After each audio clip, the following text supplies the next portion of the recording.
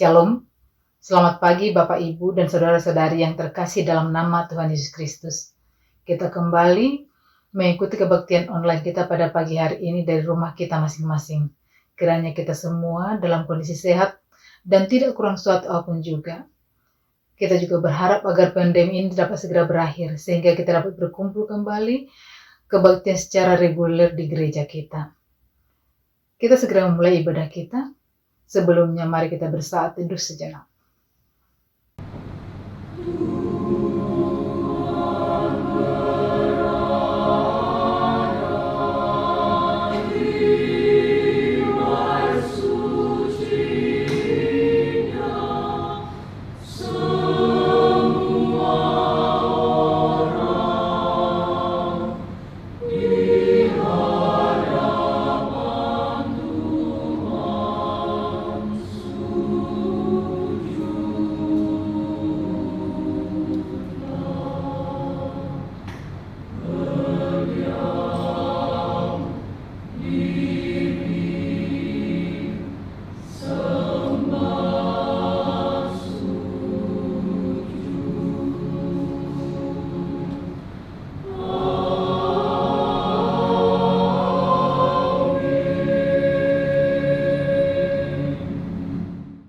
Bapa di dalam surga, Bapa yang kami puji dan kami sembah di dalam nama Tuhan Yesus Kristus. Terima kasih Tuhan, kami ucapkan kehadirat pada pagi hari ini ya Bapa. Tuhan masih memberikan kesempatan pada kami ya Bapa untuk mengikuti kebaktian online dari rumah kami masing-masing. Tuhan berkati kebaktian kami ya Bapa, dari awal pertengahan hingga pada akhirnya nanti. Biarlah kiranya Tuhan firman-Mu yang akan kami dengarkan boleh menguatkan kami ya Bapa, dan dapat menjadi pelita dalam kehidupan kami, dalam setiap langkah dan pekerjaan kami. Terima kasih ya Bapa, hanya di dalam nama anak-Mu Tuhan Yesus Kristus Juru Selamat kami yang hidup, kami sampaikan doa permohonan kami ini kepadamu. Amin. Jemaat, saya undang bangkit berdiri. Pertolongan kita adalah dalam nama Tuhan yang menjadikan langit dan bumi, yang kasih setianya tetap sampai selama-lamanya.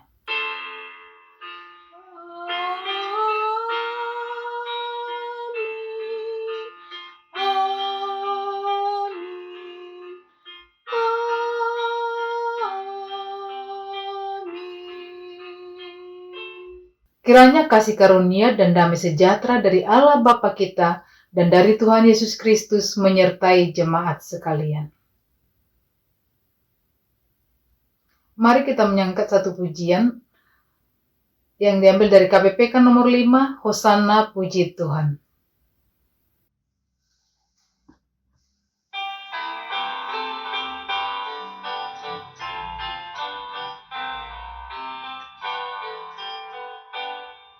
Kemuliaan dan hormat bagimu Rajaku, Hosana puji Tuhan bersorak umat-Mu, Hosana Raja kami, Hosana anak Daud, utusan Allah kami, mubaraklah Engkau.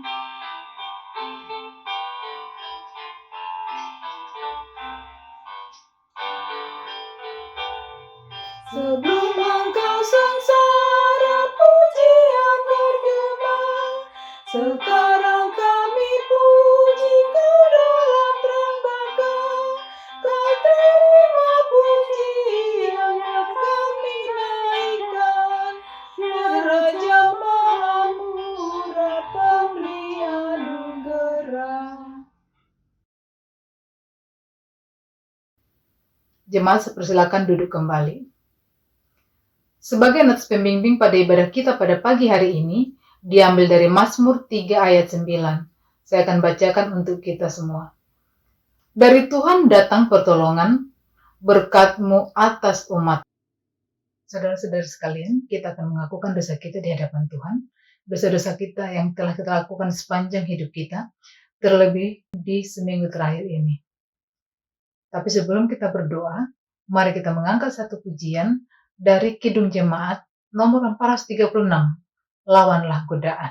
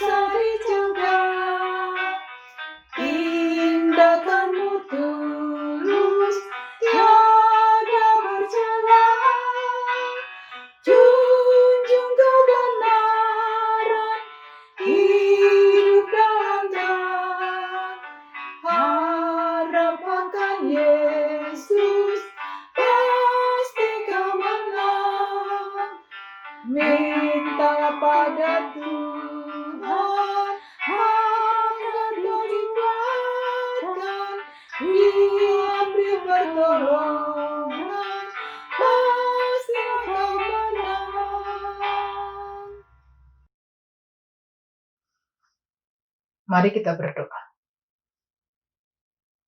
Bapa di dalam surga, Bapa yang kami puji dan kami sembah dalam nama Tuhan Yesus Kristus. Kembali kami datang ke hadirat-Mu ya Bapa. Datang bersujud di kaki kebesaran-Mu ya Tuhan. Untuk memohonkan ampun atas segala dosa-dosa yang kami lakukan. Dosa-dosa yang kami lakukan secara sengaja maupun tidak sengaja. Baik itu melalui penglihatan kami ya Bapa. Pendengaran kami ya Bapa. Perkataan kami ya Bapa. Yang menyakiti orang-orang di sekitar kami ya Tuhan. Berpasangan hidup kami. Anak-anak kami, terlebih-lebih ya Tuhan, mendukakan hati-Mu. Tuhan ampunilah kami ya Bapa. Tolong kami ya Tuhan, untuk kuat ya Bapa, menentang segala godaan yang menghampiri kami. Bapa, kami sadar, kami tidak layak ya Tuhan berada di hadapan-Mu. Bahkan hanya untuk memohon ampun aja ya Tuhan, kami tidak layak ya Bapa.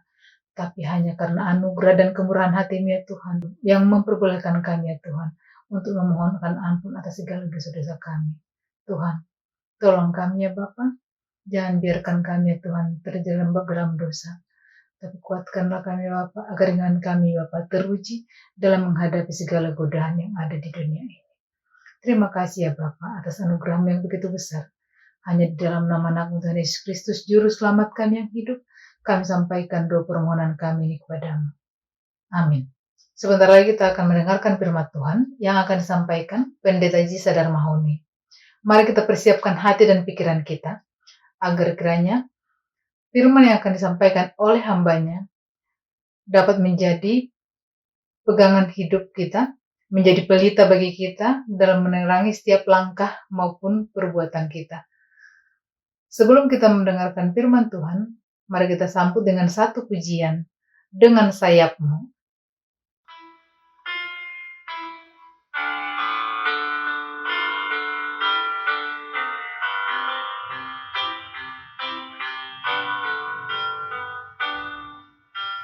Firman-Mu berkata Kau besertaku, maka kuat roda jiwaku. Tangan-Mu Tuhan selalu ku nantikan, di setiap langkahku percaya. Dengan sayap-Mu ku akan terbang tinggi di tengah badai hidup. Ku tak menyerah, Kau kekuatan dan perlindungan bagiku. Pertolongan-Mu di tempat mahari, ku mengangkat tanganku, aku berserah. Kau mengagumkan, Kau yang ku sembah, Yesusku, Rajaku. Dengan sayap-Mu ku akan terbang tinggi di tengah badai hidup. Ku tak menyerah, Kau kekuatan dan perlindungan bagiku. Pertolongan-Ku di tempat maha tinggi, ku mengangkat tanganku, aku berserah. Kau menagihkan, Kau yang ku sembah, Yesus Kristus, Rajaku. Mari kita berdoa saudara sekalian. Kembali kami bersyukur pada Engkau ya Bapa atas kebaikan Tuhan di dalam kehidupan kami sampai saat ini. Berkatilah ibadah kami, dan sekarang kami akan membaca firman-Mu. Berkatilah kami dengan kebenaran-Mu. Dalam Kristus Tuhan kami memohon. Amin. Matius pasal 4 ayat 8 hingga 11. Demikian bunyi firman Tuhan. Dan iblis membawanya pula ke atas gunung yang sangat tinggi, dan memperlihatkan kepadanya semua kerajaan dunia dengan kemegahannya, dan berkata kepadanya, Semua itu akan kuberikan kepadamu jika engkau sujud menyembah aku. Maka berkatalah Yesus kepadanya, "Enyalah iblis, sebab ada tertulis, engkau harus menyembah Tuhan Allahmu, dan hanya kepada Dia sajalah engkau berbakti." Lalu iblis meninggalkan dia, dan lihatlah malaikat-malaikat datang melayani Yesus. Demikianlah firman Tuhan. Berbahagialah setiap orang yang mendengarkan firman Tuhan dan yang memelihara dalam hidupnya. Haleluya. Haleluya, haleluya, haleluya.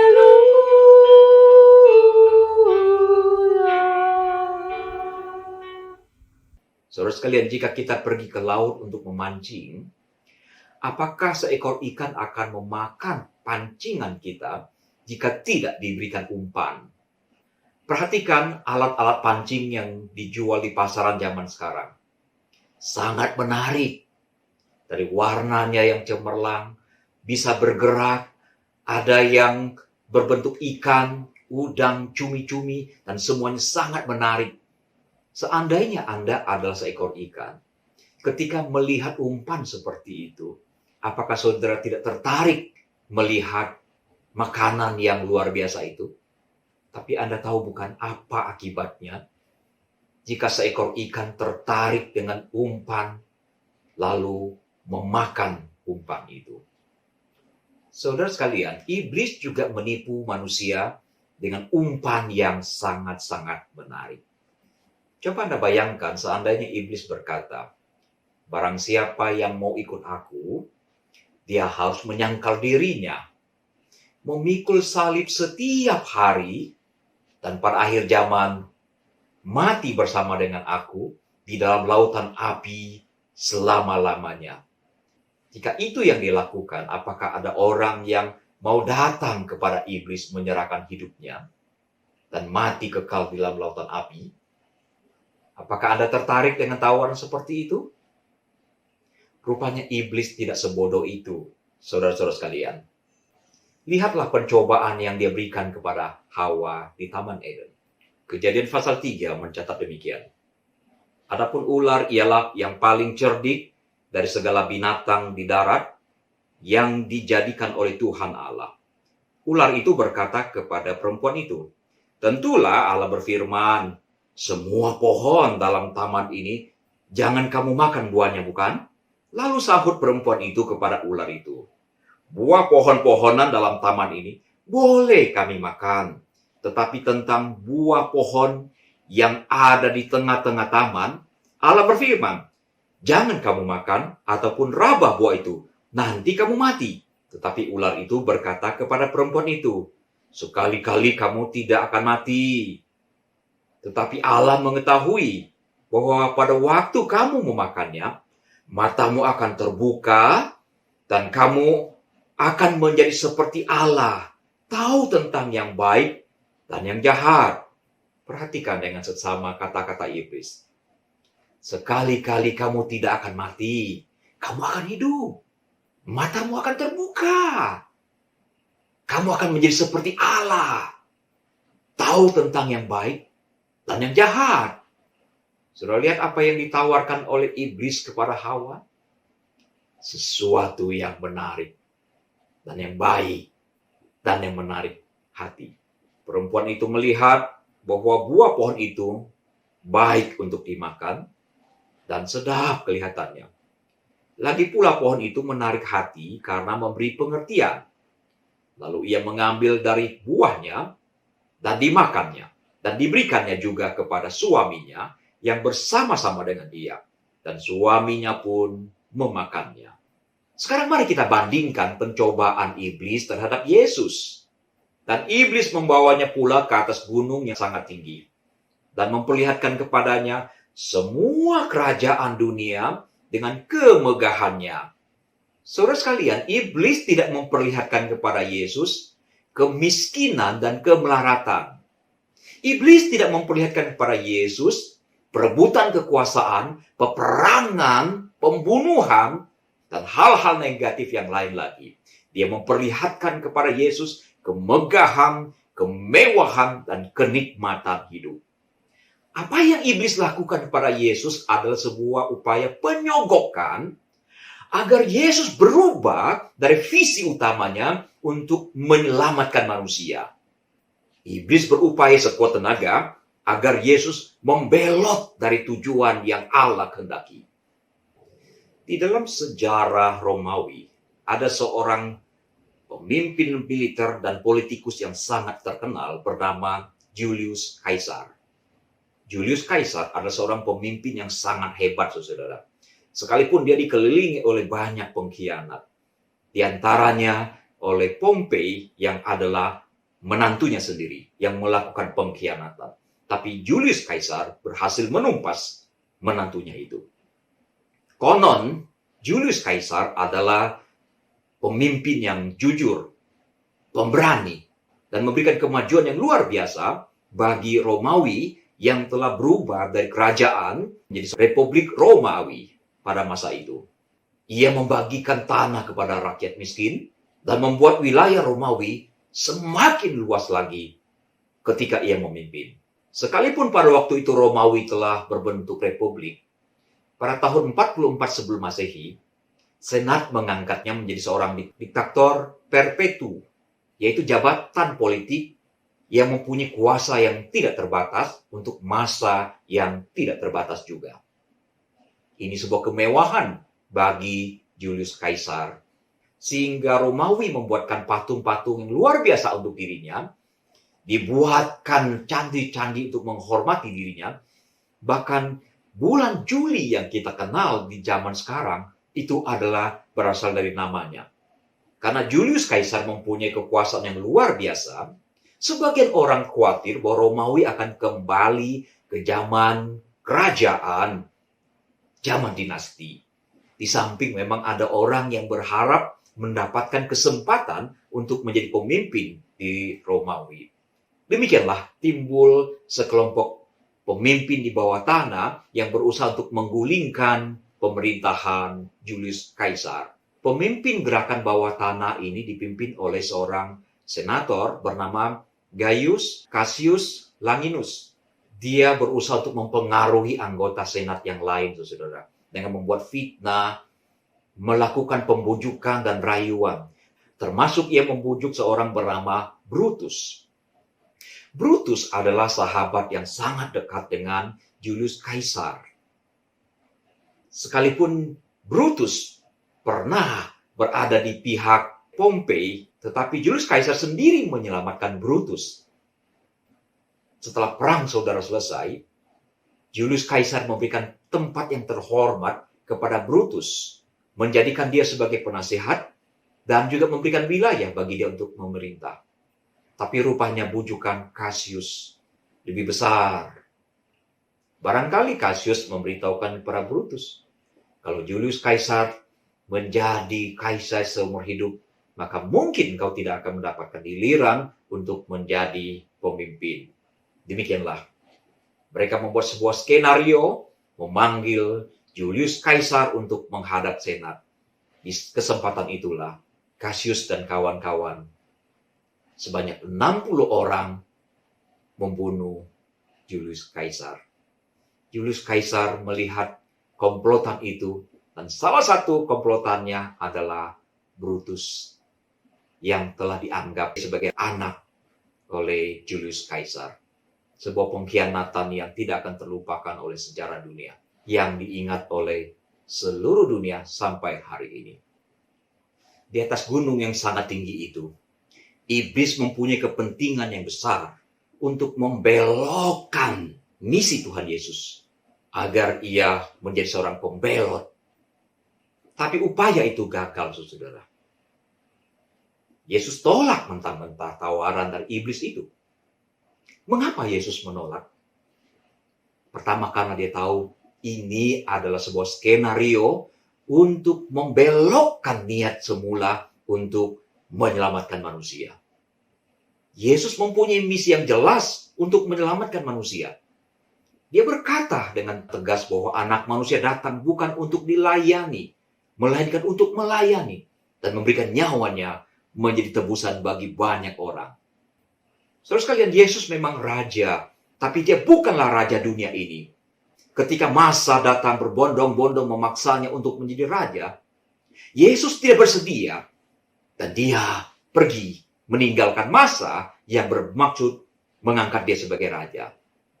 Ketika Pilatus bertanya, apakah engkau raja orang Yahudi? Dia berkata seperti ini, kerajaanku bukan dari dunia ini. Jika kerajaanku dari dunia ini, pasti hamba-hambaku telah melawan supaya aku jangan diserahkan kepada orang Yahudi.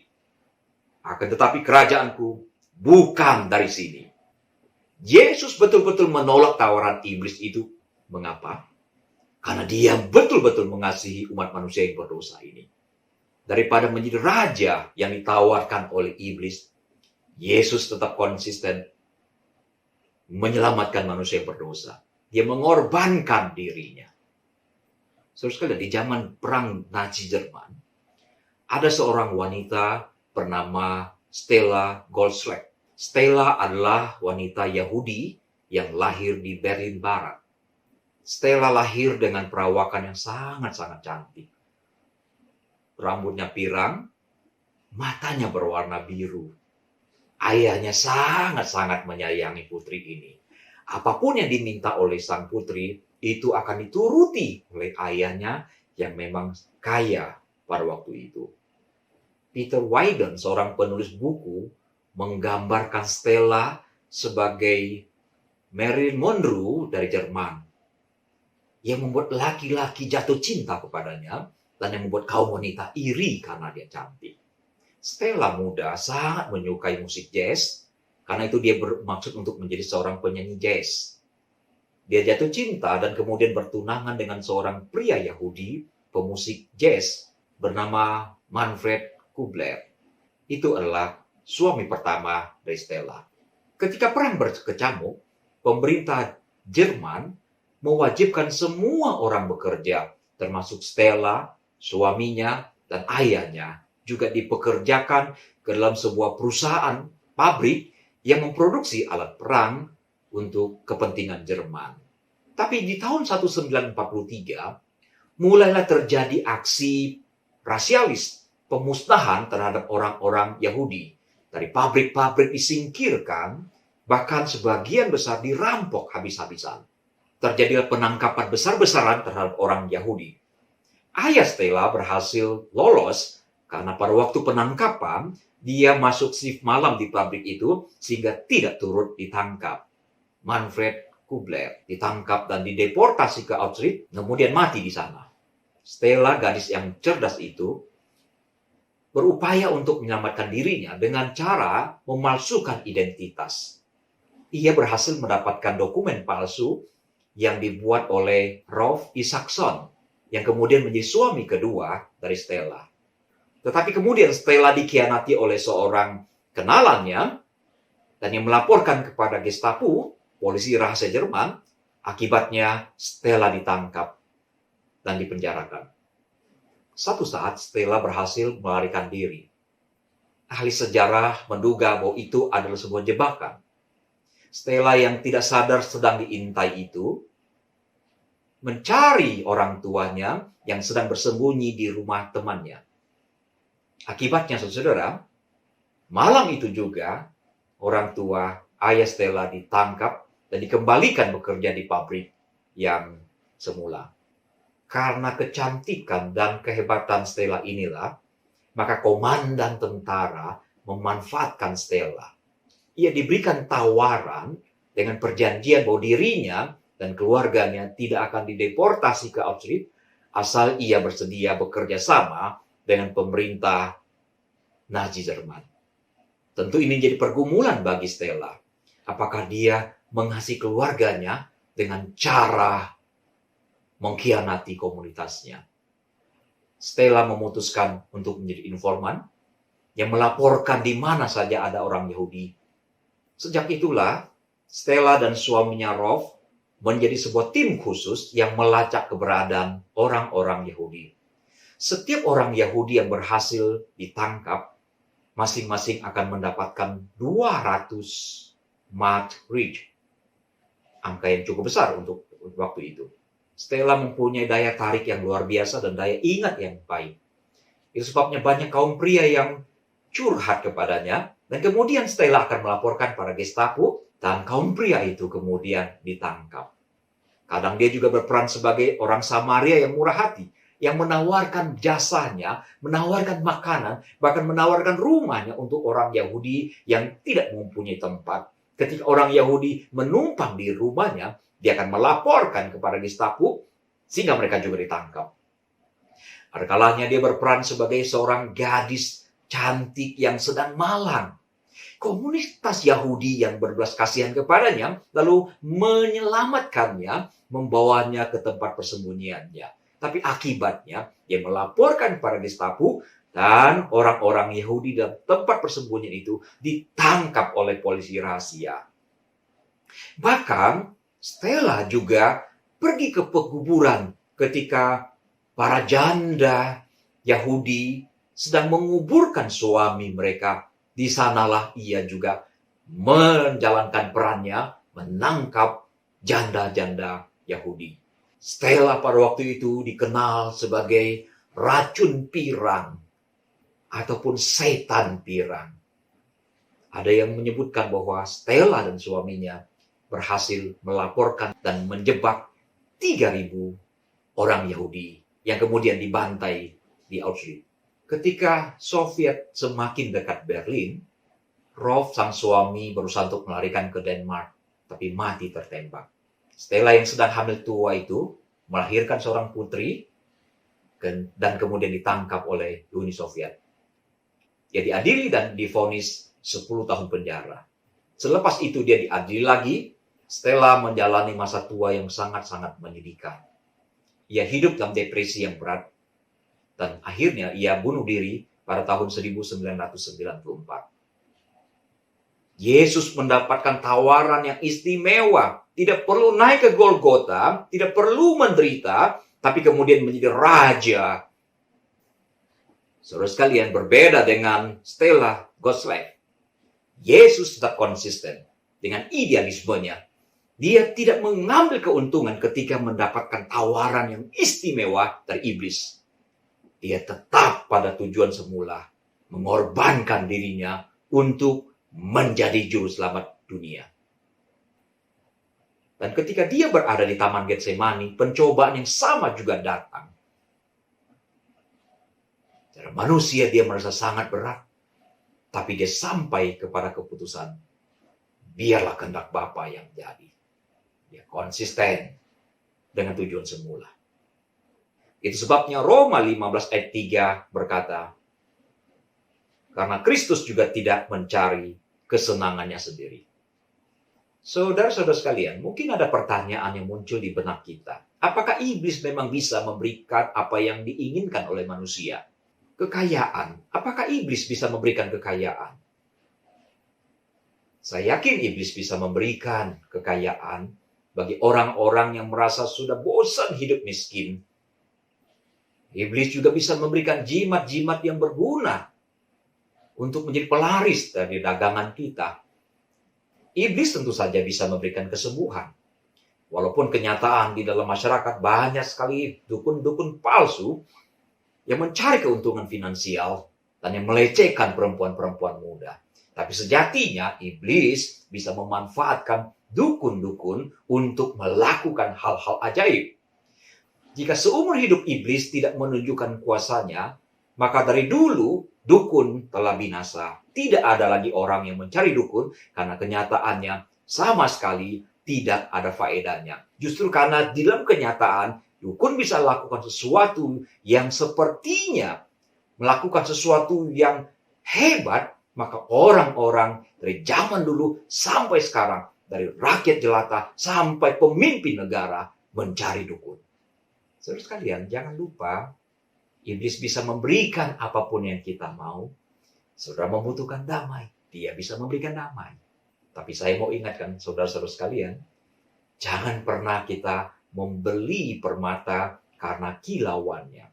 Karena bisa-bisa kilauan dari permata yang palsu itu lebih cemerlang daripada permata asli. Atau apakah Anda membutuhkan agama yang lebih rasional? Ada orang mengatakan kekristenan sulit dimengerti. Bahkan orang yang tidak mengerti mengatakan bahwa agama Kristen tidak masuk akal. Bagaimana bisa menjelaskan Allah Tritunggal? Banyak orang bilang agama Kristen tidak masuk akal. Saudara-saudara, kalau masuk akal yang menjadi kebutuhan dasar bagi saudara-saudara, iblis bisa menawarkan pengajaran-pengajaran yang masuk akal. Sehingga Anda akhirnya bercokol di tempat itu. Saya mau katakan bersaudara-saudara, bahwa kita harusnya bangga mempunyai Allah yang tidak habis dipikirkan oleh otak kita. Sebab jika ada Allah yang habis dipikirkan oleh otak kita, maka itu adalah Allah filsafat. Allah yang lebih kecil daripada otak manusia. Jangan lupa, saudara, otak kita yang bersifat natural itu terbatas kapasitasnya. Otak ini tidak diciptakan untuk dapat mengerti segala sesuatu. Sementara Allah kita adalah Allah yang bersifat supranatural, melampaui alam natural. Bagaimana mungkin otak yang terbatas ini memahami Allah yang tidak terbatas? Sebuah istilah Latin yang sangat terkenal mengatakan finitum non capac infiniti. Sesuatu yang terbatas tidak mungkin dapat menampung sesuatu yang tidak terbatas. Saudara-saudara sekalian, karena keterbatasan fisik kita, jangan kita paksakan diri kita melakukan sesuatu ataupun mengerjakan sesuatu tanpa dengan alat bantu. Manusia adalah makhluk yang paling banyak menggunakan alat bantu. Jangan paksakan mata kita mencari virus corona tanpa dengan alat bantuan. Ketika mata kita tidak mampu melacak adanya virus corona, jangan sekali-kali kita mengatakan bahwa virus corona itu tidak ada. Kenapa tidak ada? Karena mata kita tidak melihat keberadaan virus corona. Itulah sebabnya, saudara, selain akal kita, kita membutuhkan alat yang lain untuk memahami Tuhan, yaitu iman. Tapi ya, banyak orang tidak mengerti, lalu mereka mengatakan agama Kristen tidak masuk akal. Saudara-saudara yang membutuhkan agama yang masuk akal, iblis bisa memberikan sesuatu yang saudara-saudara butuhkan. Ada juga orang merindukan pangkat yang tinggi, jabatan yang tinggi. Ada juga yang membutuhkan wibawa yang tinggi. Ada juga yang mencari pasangan hidup. Yang lain lagi merindukan kecantikan serta popularitas. Iblis bisa berikan semua itu, saudara-saudara sekalian. Iblis memang tidak maha kuasa, tapi dia berkuasa memberikan banyak hal yang menjadi kerinduan manusia di bumi ini. Itu sebabnya dia berikan tawaran kepada Yesus. Semua itu akan kuberikan kepadamu. Tetapi sadarilah bahwa apa yang ditawarkan dan apa yang diberikan oleh iblis kepada Yesus, termasuk kepada seluruh umat manusia, itu adalah fata morgana, ilusi. Dan itu bersifat sementara. Setiap orang harus tahu siapakah iblis itu, saudara-saudara. Ketika seseorang memutuskan untuk berteman dan bersekutu dan mencari pertolongan iblis, sebetulnya dia sedang berteman dengan musuh besar. Berteman dengan pembunuh dan bapa dari segala pendusta. Yesus berkata, iblislah yang menjadi bapamu, dan kamu ingin melakukan keinginan-keinginan bapamu.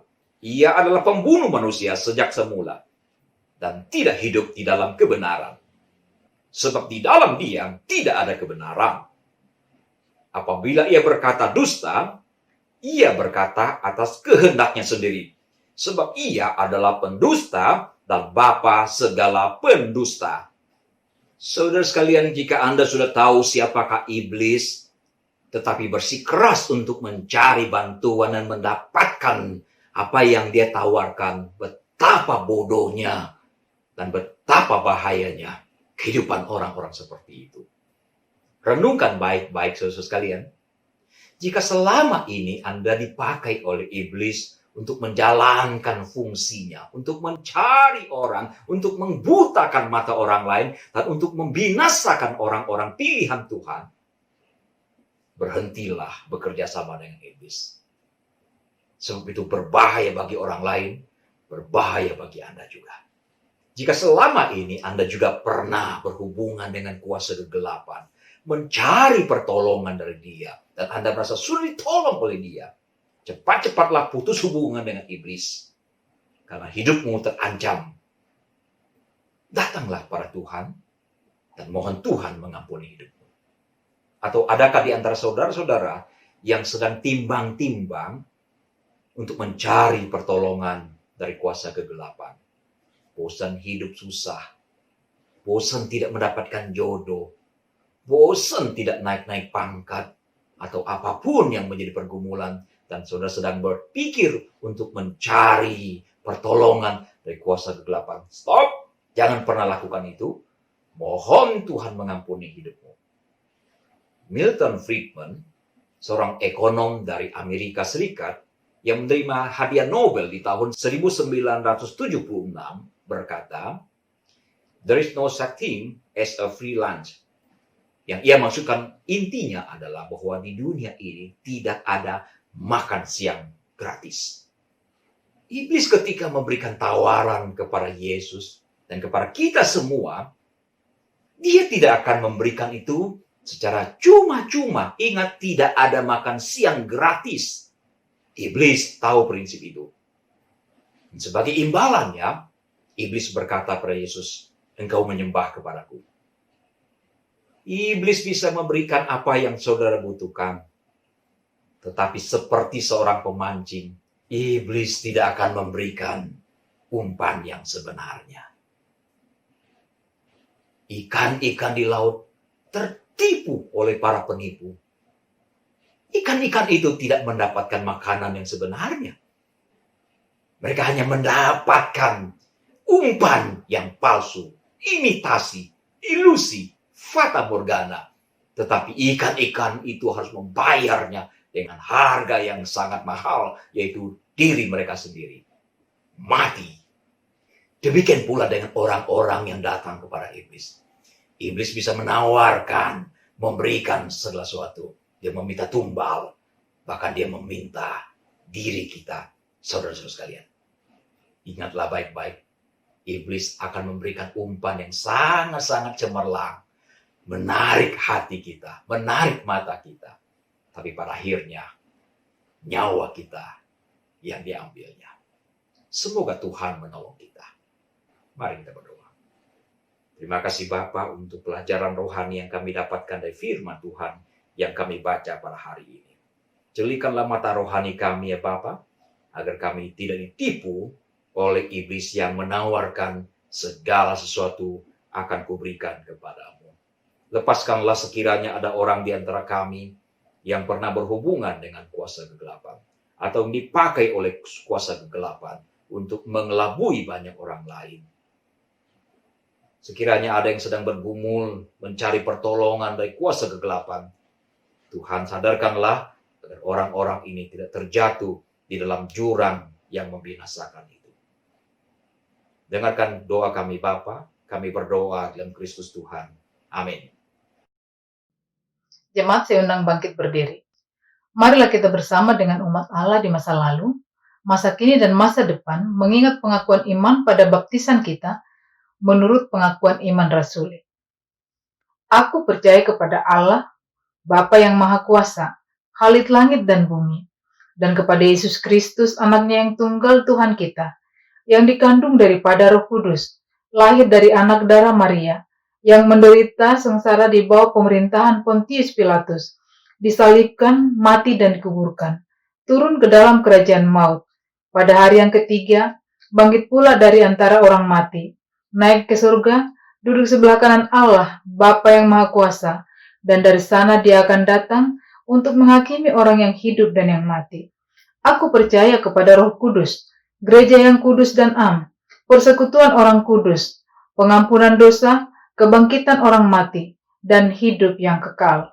Amin. Jemaat, saya persilakan duduk kembali. Tiba waktunya bagi kita untuk memberikan sebagian daripada berkat-berkat yang telah Tuhan berikan kepada kita sebagai persembahan kita pada minggu ini. Seperti biasa, setiap awal bulan, kita akan memberikan persembahan perpuluhan. Persembahan dapat dimasukkan ke dalam amplop dan tuliskan tanggal kebaktian pada hari ini, dan boleh diantar ke gereja setiap hari Selasa sampai hari Minggu pada jam kerja. Boleh serahkan kepada admin gereja kita. Dan saudara juga boleh mentransfer persembahan saudara melalui nomor rekening gereja seperti yang tertera pada layar. Sebagai nats persembahan bagi kita pada pagi hari ini, diambil dari Malayaki 3 ayat 10. Bawalah seluruh persembahan persepuluhan itu ke rumah perbendaharaan, supaya ada persediaan makanan di rumahku, dan ujilah aku, firman Tuhan semesta alam. Apakah aku tidak membukakan bagimu tingkap-tingkap langit dan mencurahkan berkat kepadamu sampai berkelimpahan? Mari kita berdoa. Terima kasih Bapa dalam surga atas segala berkat yang telah Tuhan berikan kepada kami di sepanjang hidup kami. Tuhan, terima kasih juga ya Bapa. Tuhan masih memberikan kesempatan bagi kami untuk memberikan sebagian daripada apa yang telah Tuhan berikan kepada kami sebagai persembahan kami pada pagi hari ini. Kiranya Engkau berkati persembahan yang telah kami berikan ya Bapa, agar boleh digunakan ya Bapa, hanya untuk kemuliaan nama-Mu saja. Terima kasih ya Tuhan, hanya di dalam nama anak-Mu Tuhan Yesus Kristus Juru Selamat kami yang hidup, kami berdoa dan mengucap syukur. Amin. Untuk mengiringi persembahan kita, mari kita angkat satu pujian dari KJ nomor 387, Ku heran Allah mau memberi.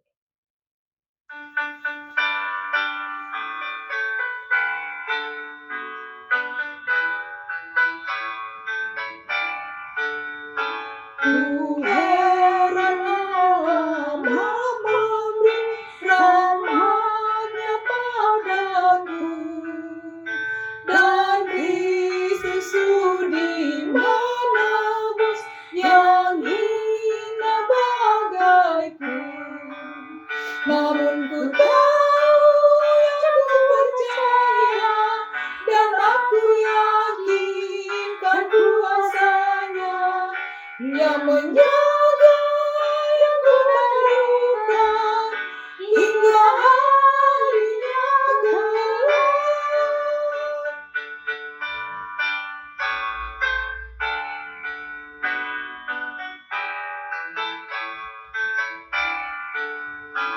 Ku heran oleh rahmat-Nya, hatiku beriman, dan oleh kuasa sabda-Nya, jiwaku pun tentram. Namun ku tahu yang ku percaya, aku pun yakin dan kuasa-Nya yang menjaga yang ku perlukan hingga akhirnya kelak. Jemaat saya undang bangkit berdiri. Kebaktian kita akan segera berakhir. Kita akan menaikkan doa syafaat dan menerima berkat pengutusan dari hamba-Nya. Mari kita berdoa saudara. Bapa Surgawi, di penghujung ibadah ini, kami datang padamu, berharap Tuhan senantiasa berbelas kasihan kepada kami. Berkatilah pergumulan yang sedang dihadapi oleh bangsa-bangsa ya Bapa.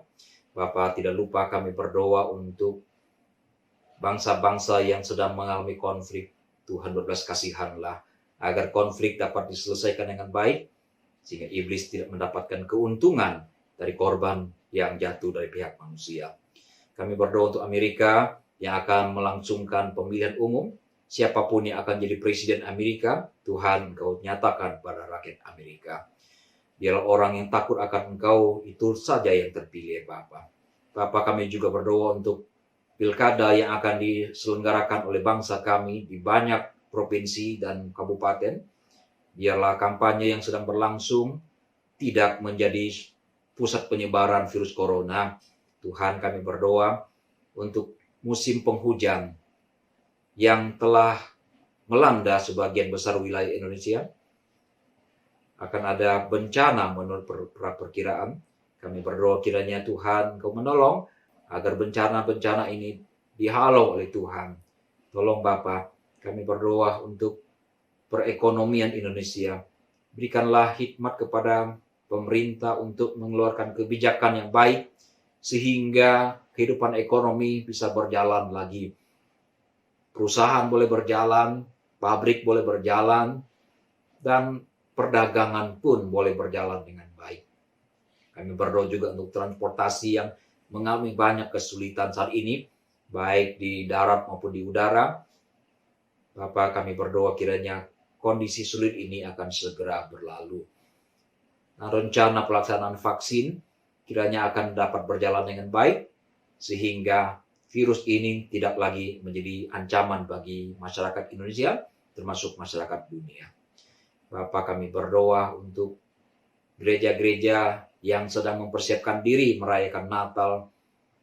Tuhan, biarlah di dalam kondisi sulit seperti ini, semua orang dibawa untuk mempersiapkan diri merayakan Natal dengan cara yang paling sederhana dalam sepanjang hidup. Tapi biarlah Natal kali ini menjadi Natal yang sangat-sangat berkesan bagi setiap anak Tuhan di semua belahan dunia. Terima kasih Bapa. Mari kita naikkan doa Bapa kami. Bapa kami di surga, dikuduskanlah namamu, datanglah kerajaanmu, jadilah kehendak-mu, di bumi seperti di surga. Berikanlah kami pada hari ini makanan kami yang secukupnya, dan ampunilah kami akan kesalahan kami, seperti kami juga mengampuni orang yang bersalah kepada kami. Dan janganlah membawa kami ke dalam pencobaan, tapi lepaskanlah kami daripada yang jahat, karena Engkaulah yang mempunyai kerajaan dan kuasa dan kemuliaan sampai selama-lamanya. Amin. Sekarang arahkanlah hatimu kepada Tuhan. Jadilah saksi Kristus. Terpujilah Tuhan. Terimalah berkat Tuhan. Tuhan memberkati engkau dan melindungi engkau. Tuhan menyinari engkau dengan wajahnya dan memberi engkau kasih karunia. Tuhan menghadapkan wajahnya kepadamu dan memberi engkau damai sejahtera sekarang sampai selama-lamanya. Haleluya. Haleluya, haleluya, haleluya, haleluya, amin, amin, amin.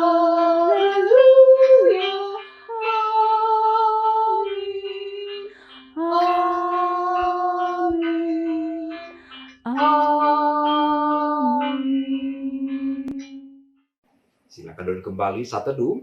Ibadah selesai, Tuhan tetap memberkati saudara sekalian.